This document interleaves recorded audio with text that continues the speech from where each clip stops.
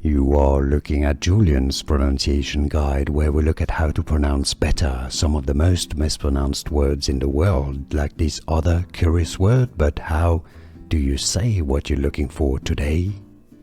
Let's learn how to pronounce this name, the name of this scripture. If you want to learn more confusing Hebrew Bible names, biblical names that are confusing, stay tuned. I've got more videos for you you'll want to learn from, listen to. Neviim. Neviim. Now, usually you have some kind of an apostrophe between the two I's, meaning that you need to stop the sound a little bit. Neviim. Neviim. How to pronounce Neviim. Here are more videos on how to pronounce more confusing words and names too many mispronounced. Like this video if you found it useful. I appreciate your support. I'll see you soon and thanks for watching.